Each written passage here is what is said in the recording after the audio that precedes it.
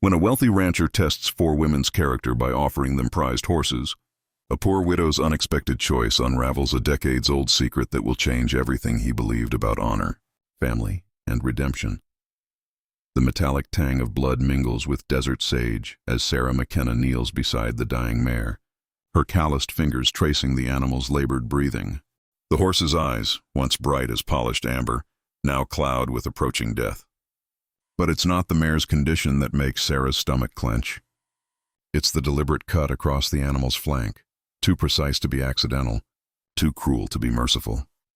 Someone wanted her to suffer, Sarah whispers, her voice barely audible above the wind that carries the scent of approaching rain across the New Mexico territory. The year is 1887, and in this harsh land where survival depends on the strength of one's character, such deliberate cruelty speaks to something darker than mere desperation. The mare shudders once more, then stills. Sarah closes the animal's eyes, her weathered hands gentle despite the calluses earned from 3 years of working other people's land since her husband's death. She stands slowly, her black mourning dress dusty from the desert floor, and surveys the landscape that has become both her prison and her proving ground. That's when she sees them, 4 horses standing in perfect formation on the ridge above, their coats gleaming like polished copper in the late afternoon sun, and beside them, a figure she recognizes even at this distance, Ezekiel Thornton, the wealthiest rancher in 3 counties, watching her with the intensity of a hawk studying its prey. The knock on Sarah's cabin door comes at sunset, delivered by Thornton's foreman, a weathered man named Dutch whose eyes never quite meet hers. "Mr. Thornton requests your presence at the main house tomorrow morning, ma'am." 9 o'clock sharp. Dutch's voice carries the weight of authority, but also something else, uncertainty, perhaps even sympathy. Sarah wipes flour from her hands with a dish towel, the simple gesture buying her time to think. In the 3 years since Jacob's death, Thornton has made his intentions clear through a series of increasingly generous offers to buy her small plot of land. Each refusal has been met with escalating pressure, delayed supply deliveries, mysterious cattle wandering onto her property, and now this dead mare found just beyond her fence line. Did he say what this concerns? Sarah asks, though she suspects she already knows. Dutch shifts his weight, his spurs jingling softly against the wooden porch. "He mentioned something about an opportunity, ma'am. Said to tell you that 3 other ladies from town will be there as well." After Dutch disappears into the gathering darkness, Sarah stands in her doorway, watching the stars emerge one by one above the desert. The 4 horses she'd seen on the ridge earlier are gone now, but their image burns in her memory like a brand. Thornton is planning something, and Sarah has learned that when powerful men make plans, it's usually the powerless who pay the price. The Thornton ranch house rises from the desert like a monument to ambition, 3 stories of imported timber and hand-carved stone that speaks of wealth, accumulated through means both legal and questionable. Sarah arrives precisely at 9, her best dress, a simple blue cotton that Jacob had loved, pressed and mended where the fabric had grown thin. 3 other women wait in Thornton's parlor, each representing a different facet of the town's social hierarchy. Margaret Whitmore, the banker's wife, sits rigidly upright in silk and pearls, her disapproval of Sarah's presence evident in every line of her posture. Beside her, Elena Rodriguez smooths her modest but well-tailored skirt, her dark eyes alert and calculating. The successful proprietor of the town's only boarding house, she's built her independence through careful observation and strategic alliances. The 3rd woman surprises Sarah, Rebecca Chen, barely 22 and recently arrived from San Francisco, perches on the edge of her chair like a bird ready for flight. Her dress is expensive but practical, and her hands, Sarah notices hands, bear the subtle stains of photographic chemicals. A woman with a profession then, and the courage to practice it in a place where such independence is viewed with suspicion. Thornton enters with the measured pace of a man accustomed to commanding attention. At 63, he carries himself with the bearing of someone who has never doubted his right to shape the world according to his vision. His silver hair is perfectly groomed, his suit tailored to emphasize broad shoulders that have only recently begun to show their age. "Ladies," he begins, his voice carrying the slight rasp of a man who has spent decades shouting orders across vast distances. "Thank you for accepting my invitation. I have a proposition that I believe will interest each of you. He moves to the window, gesturing toward the corral where 4 magnificent horses stand waiting. Even from this distance, Sarah can see their quality. Arabian bloodlines mixed with Mustang endurance. Animals worth more than most people in the territory earn in 5 years. These horses represent the finest breeding stock west of the Mississippi. Thornton continues. Each of you will have the opportunity to choose one, free of charge, with no strings attached. Consider it a gesture of community investment. Margaret Whitmore's eyebrows rise nearly to her hairline. Mr. Thornton, while your generosity is unexpected, I hardly think it appropriate for a married woman to accept such an extravagant gift. Your husband's recent difficulties with the territorial bank suggest you might benefit from assets that can't be seized by federal marshals. Thornton replies smoothly. But the choice, naturally, is yours. The silence that follows is heavy with unspoken implications. Sarah feels the weight of 3 pairs of eyes upon her, each woman calculating not just the value of the offer, but the cost of accepting it. In a territory where a good horse can mean the difference between life and death, Thornton's generosity feels less like charity and more like a chess move in a game whose rules only he fully understands. What's the catch? Rebecca Chen asks, her directness cutting through the parlor's genteel atmosphere like a knife through silk. Thornton's smile doesn't reach his eyes. No catch, Miss Chen. Merely an old man's desire to see worthy women properly equipped for the challenges ahead. Though I confess, I am curious to see which horse each of you will choose. Character, I've found, reveals itself in the choices we make when we believe no one is watching. Margaret Whitmore approaches the corral with the measured steps of someone accustomed to being observed and judged. The 4 horses, a black stallion with white markings, a chestnut mare with an intelligent eye, a gray gelding built for endurance, and a paint horse whose coat tells stories of wild ancestry, stand quietly as she circles them with obvious uncertainty. The black one, she announces finally, her voice carrying forced confidence. He's clearly the most valuable. Thornton nods approvingly as his men lead the stallion away.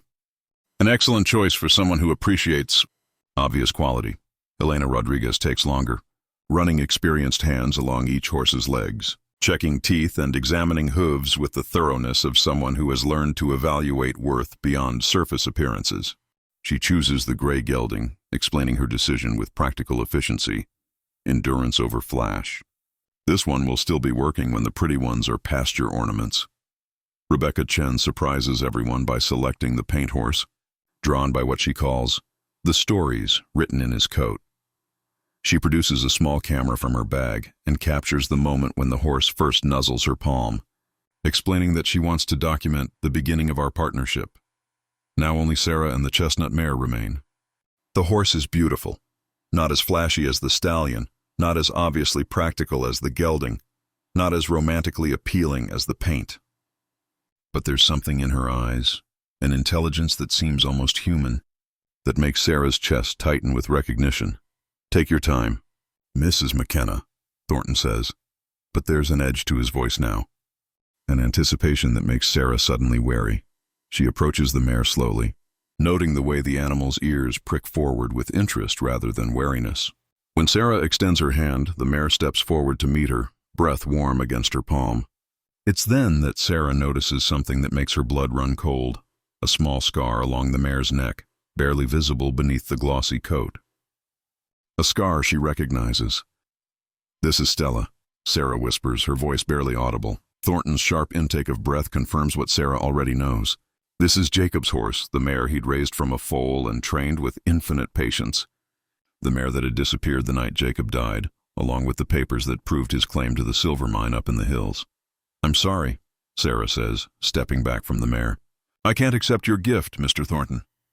The silence that follows is deafening.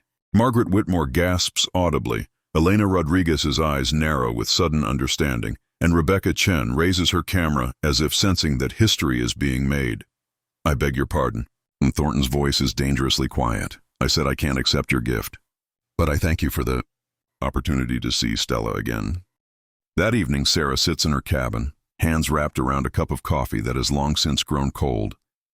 The confrontation at Thornton's ranch has left her shaken, not just by the discovery of Jacob's horse, but by the implications of its presence in Thornton's corral.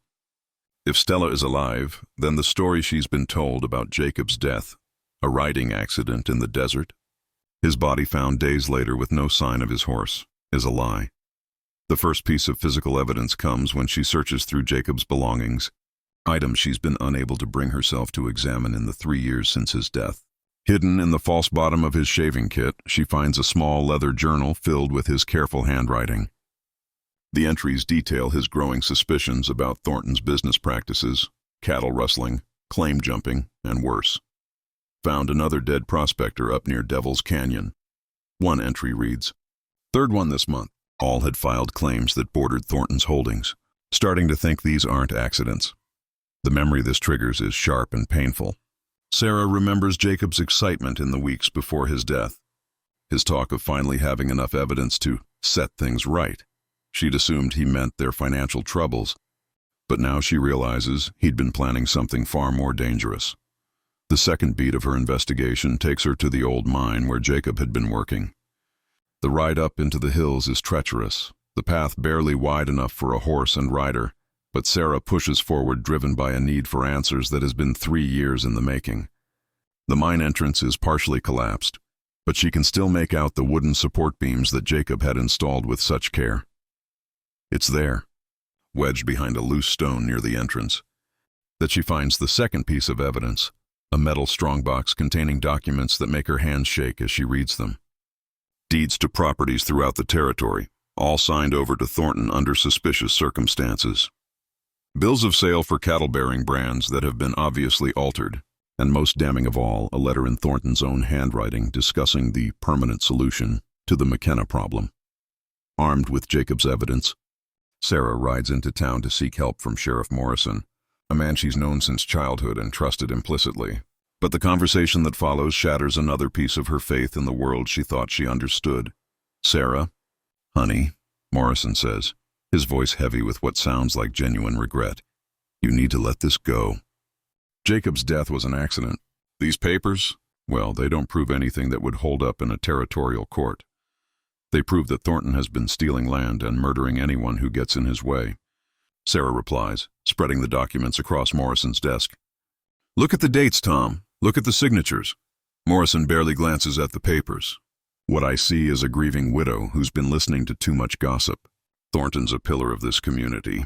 He employs half the men in the territory, including you." The words slip out before Sarah can stop them. But Morrison's flinch tells her she's struck closer to the truth than she intended.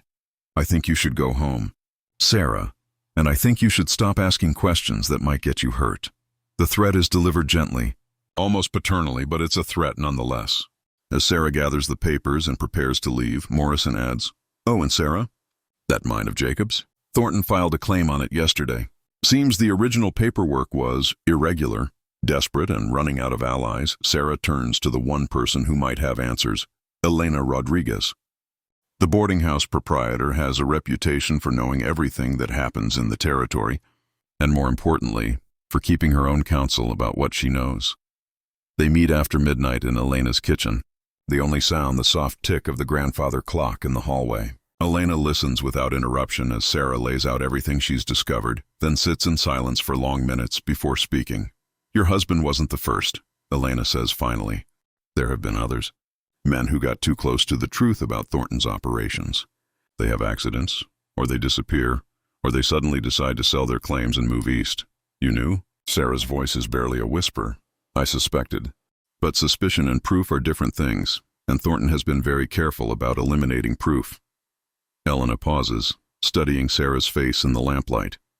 "There's something else you should know. About the night Jacob died, Elena's revelation is devastating in its simplicity.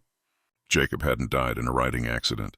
He'd come to the boarding house that night, injured and desperate, carrying a saddlebag full of documents that he claimed would bring Thornton down. Elena had wanted to help, but before she could act, Thornton's men had arrived. Jacob had tried to run, but he was too badly hurt. They'd caught him just outside of town. I saw them bring his body back," Elena continues. "Saw them stage the scene to make it look like an accident. And I saw them take Stella. Why didn't you say anything?" Sarah asks, though she already knows the answer. "Because I'm a Mexican woman running a business in a territory controlled by men like Thornton. Because speaking up would have meant my death. and it wouldn't have brought Jacob back. Elena's voice carries 3 years of guilt and pragmatic acceptance. But now you have proof, and maybe together we can finish what Jacob started. The next morning brings evidence that Sarah's investigation has not gone unnoticed. She wakes to find her cabin's windows broken, her small vegetable garden trampled, and a message carved into her front door. Stop digging or join your husband. But it's the discovery in her barn that truly terrifies her. Her milk cow lies dead in her stall, killed with the same deliberate cruelty that had marked the mare she'd found days earlier. This isn't just intimidation. It's a promise of escalating violence. Sarah is loading her few precious possessions into a wagon, preparing to flee the territory when Rebecca Chan arrives with news that changes everything. I developed the photographs from yesterday, Rebecca says, her excitement barely contained. Look at this. The photograph shows the moment when Sarah first approached Stella, but it's the background that captures Rebecca's attention. There, partially hidden behind the barn, stands a figure Sarah hadn't noticed at the time. Dutch, Thornton's foreman. But he's not watching the horse selection.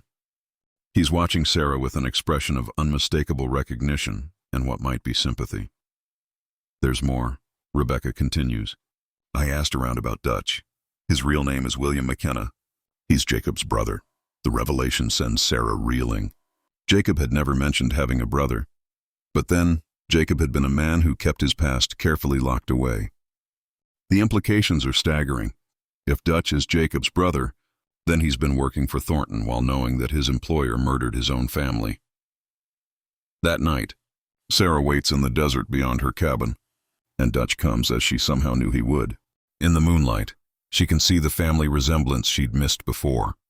The same strong jaw, the same careful way of moving, the same eyes that seemed to see too much. He was my younger brother, Dutch says without preamble. I came west looking for him 2 years ago, found out he was dead, and hired on with Thornton to find out what really happened. You've known all along? I've suspected. But like Elena said, suspicion isn't proof. Dutch pulls a leather satchel from his saddle. Until now. The satchel contains the missing pieces of Jacob's investigation. Ledgers showing Thornton's true financial situation, correspondence with corrupt territorial officials, and most damning of all, a confession written by one of Thornton's men before his own mysterious death. Thornton's empire is built on sand, Dutch explains. He's been using stolen money to buy legitimate businesses, then using those businesses to launder more stolen money. But the territorial government is starting to ask questions, and he's running out of time. Why didn't you come forward before? Dutch's laugh is bitter. Because I needed to be sure. And because I needed to find out how deep the corruption goes. Turns out it goes all the way to the territorial capital. The hidden compartment Dutch reveals is in the old church, abandoned since the town's population shifted east toward the railroad. Behind the altar, concealed by a loose stone, Jacob had hidden the original, documents proving his claim to the silver mine. Documents that would not only restore Sarah's inheritance but provide the final piece of evidence needed to bring down Thornton's criminal enterprise. But as they examine the papers by lamplight, Dutch delivers the revelation that recontextualizes everything Sarah thought she knew about her husband's death.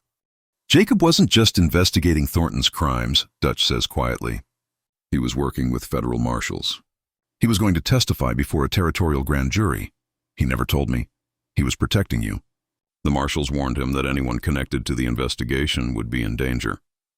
Dutch's voice carries the weight of 3 years of guilt. I should have stopped him. Should have made him leave the territory before it was too late. The next morning brings a visitor that turns Sarah's world upside down once again. Margaret Whitmore arrives at dawn, her usual composed demeanor replaced by barely controlled panic. They took my husband, she says without preamble. Federal marshals. They say he's been helping Thornton launder money through the bank. Sarah invites her in, noting how the banker's wife's hands shake as she accepts a cup of coffee. The story that emerges is devastating in its implications. Charles never meant for it to go this far, Margaret continues. It started small, just looking the other way when Thornton made unusual deposits. But then it became more and more until... She breaks off, unable to continue. Until your husband was in too deep to get out, Sarah finishes. Margaret nods miserably. Thornton has evidence of everything Charles did. If it comes out, we'll lose everything. Our home, our reputation, our future. She looks up at Sarah with desperate eyes. But Thornton says he'll destroy the evidence if I help him with something. The something, it turns out, is Sarah herself. Thornton wants Margaret to convince Sarah to accept a generous offer for her land and leave the territory quietly. In exchange, the evidence against Charles Whitmore will disappear, and the banker will be free to start over somewhere else. He's using you, Sarah realizes, just like he's used everyone else. I know, Margaret whispers. But what choice do I have? If Charles goes to prison, I'll have nothing. No money, no family, no way to survive. It's then that Sarah understands the true scope of Thornton's manipulation. The horse selection wasn't a test of character. It was a recruitment drive. Each woman was chosen for a specific reason. Each offered something they desperately needed, each positioned to serve Thornton's interests in the coming confrontation. Margaret was meant to provide social legitimacy and access to the bank's records. Elena was meant to control information flow through her boarding house. Rebecca was meant to document events in a way that supported Thornton's version of the truth. And Sarah was meant to be the grieving widow who finally accepted justice and moved on, taking her dangerous knowledge with her. But the plan has gone wrong, and now Thornton is improvising. The question is whether Sarah can stay ahead of his adaptations long enough to see justice done. The choice that confronts Sarah is stark in its simplicity and devastating in its implications. Dutch has arranged a meeting with the federal marshals, but it will require Sarah to testify about everything she's discovered. The testimony will almost certainly result in Thornton's arrest and conviction, but it will also expose everyone who has been forced to cooperate with him, including Margaret Whitmore, whose husband's crimes will become public knowledge. I can't destroy an innocent woman's life, Sarah tells Dutch as they prepare for the meeting. Margaret didn't choose to be part of this. Neither did Jacob, Dutch replies. Neither did the other men Thornton killed. At some point, you have to decide whether justice matters more than protecting people who made bad choices. The moral complexity of the situation weighs heavily on Sarah. She thinks of Margaret's desperation, of Elena's pragmatic silence, of Rebecca's naive idealism. Each woman has been shaped by the limited choices available to them in a world controlled by men like Thornton. Is it fair to demand that they sacrifice everything for a justice that may never come?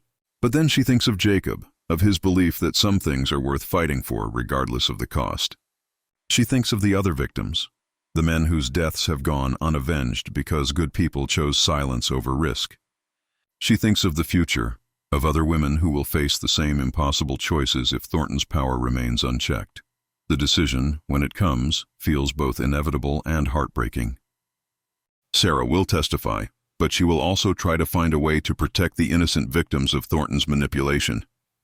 It's a compromise that satisfies no one completely, but it's the only path she can see that honors both justice and mercy. The confrontation comes at sunset, in the same corral where Thornton had staged his horse selection just days earlier. Sarah arrives to find not just Thornton waiting, but Sheriff Morrison, Margaret Whitmore, and a dozen of Thornton's men. The federal marshals Dutch had promised are nowhere to be seen.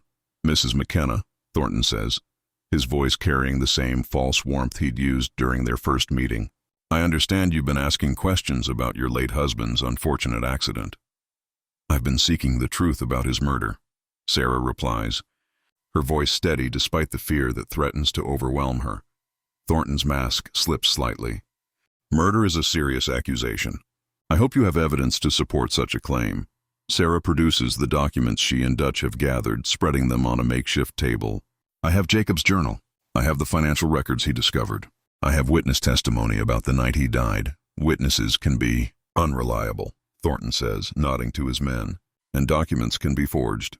It's then that Sarah realizes the trap she's walked into. The federal marshals aren't coming, because they were never contacted. Dutch's betrayal cuts deeper than any physical wound. Jacob's own brother has been working for Thornton all along, feeding him information about Sarah's investigation and leading her into this final confrontation. You seem surprised, Mrs. McKenna, Thornton continues. Did you really think William would choose a dead brother over a living employer? Loyalty is admirable, but it doesn't pay the bills. Dutch won't meet Sarah's eyes, but she can see the shame in his posture. Whatever hold Thornton has over him, it's strong enough to overcome blood loyalty. Now then, Thornton says, producing a document of his own. I have here a bill of sale for your property already prepared. Sign it, take your money, and leave the territory. Your husband's death will remain an unfortunate accident, and you'll be free to start over somewhere else. And if I refuse? Thornton's smile is cold as winter wind. Then I'm afraid you'll suffer the same unfortunate accident that befell your husband. These desert trails can be so treacherous, especially for a woman traveling alone. Sarah looks around the corral, calculating her chances. Thornton's men are positioned to block every exit, and Sheriff Morrison's presence makes it clear that the law won't protect her. Margaret Whitmore stands to one side, tears streaming down her face, caught between her own desperation and her horror at what she's witnessing. It's then that Sarah makes her choice, not the choice Thornton expects, but the choice that Jacob would have made. Instead of signing the document, she tears it in half. I won't sign, she says simply, and I won't run. The violence that follows is swift and brutal. Thornton's men move to surround Sarah, but they're stopped by an unexpected intervention. Rebecca Chen emerges from behind the barn, her camera in hand, accompanied by two men in federal marshal badges. I believe you gentlemen are under arrest, one of the marshals announces. The revelation that follows recontextualizes everything once again. Rebecca Chen isn't just a photographer. She's been working undercover for the federal government, documenting Thornton's crimes as part of a larger investigation into territorial corruption. The horse selection, the confrontations, even Dutch's apparent betrayal, all of it has been orchestrated to gather evidence and force Thornton into revealing the full scope of his criminal enterprise. You played your part perfectly, Mrs. McKenna, Rebecca says as Thornton and his men are led away in chains. Your courage made this possible, but Sarah feels no satisfaction in the victory. Too many people have been hurt, too many lives destroyed by the choices forced upon them by Thornton's corruption. Justice has been served, but the cost has been higher than anyone should have to pay. 6 months later, Sarah stands in the same corral, but everything has changed. Thornton's trial has ended in conviction and a life sentence in territorial prison. The evidence Sarah and Jacob had gathered has led to the arrest of corrupt officials throughout the territory, and the federal government has implemented new oversight measures to prevent similar abuses. Margaret Whitmore's husband has been sentenced to 5 years in prison, but Margaret herself has been granted immunity in exchange for her testimony. She sold the bank and moved east to live with relatives, carrying the burden of her choices but free to start over. Elena Rodriguez has been appointed as the territory's first female deputy marshal, her knowledge of local affairs and proven integrity making her invaluable to the new administration. Dutch McKenna has been pardoned for his role in the investigation, his cooperation with the federal marshals having been genuine from the beginning. The betrayal Sarah felt was part of an elaborate deception designed to convince Thornton that he still had control over the situation. It's a revelation that brings both relief and renewed grief. Jacob's brother had been trying to honor his memory all along, but it's the final revelation that brings Sarah the closure she's been seeking. Rebecca Chen produces a letter, found among Thornton's papers, written by Jacob in the days before his death. My dearest Sarah, the letter begins, If you are reading this, then I have failed to return home as promised. I want you to know that everything I have done for love of you and faith in the future we planned together. The evidence I have gathered will ensure that men like Thornton can never again prey upon the innocent. But more importantly, it will ensure that you are free to live the life you deserve. The letter continues with specific instructions for accessing hidden accounts Jacob had established, money saved from his mining work that will allow Sarah to rebuild her life without depending on anyone else's charity or protection. But it's the final paragraph that brings tears to her eyes. I know you will be tempted to seek revenge for whatever happens to me, but I ask you instead to seek justice. Revenge destroys the seeker as surely as the sought, but justice builds a foundation for others to stand upon. Be strong, my love, but more importantly, be true to the values that made me fall in love with you in the first place. As Sarah folds the letter carefully and places it in her pocket, she looks out across the desert that has been both her prison and her proving ground. The land stretches endlessly toward the horizon, harsh and beautiful and full of possibilities. She thinks of Jacob, of the choices he made and the price he paid for them.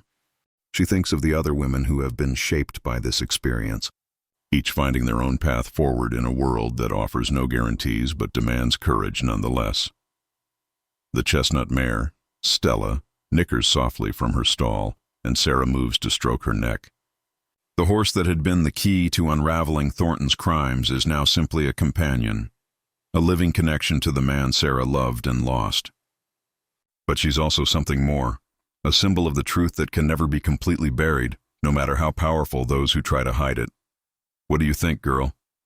Sarah asks, her voice carrying a strength that has been forged in the crucible of loss and tempered by the pursuit of justice. Ready to see what comes next? The mare's response is to push gently against Sarah's shoulder, a gesture of trust and partnership that speaks to the future they'll build together. It won't be easy, nothing worthwhile ever is, but it will be honest, and it will be theirs. As the sun sets over the New Mexico territory, painting the sky in shades of gold and crimson, Sarah McKenna stands ready to face whatever challenges await. She has learned that character isn't revealed in the choices we make when we believe no one is watching, but in the choices we make when everyone is watching and the stakes couldn't be higher. The test is never really over. It simply evolves, presenting new challenges and new opportunities to prove who we really are when everything we value hangs in the balance. And sometimes, if we're very lucky and very brave, we discover that we're stronger than we ever imagined possible. Thank you for watching this tale of courage, justice, and the choices that define us.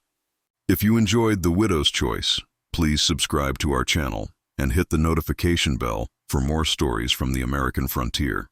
Next week, we'll explore another tale of moral complexity with The Preacher's Gamble, where a man of God must choose between his faith and his family when a traveling con artist threatens to destroy everything he holds dear. Until then, remember that the greatest adventures are often found not in the destinations we seek, but in the character we discover along the way.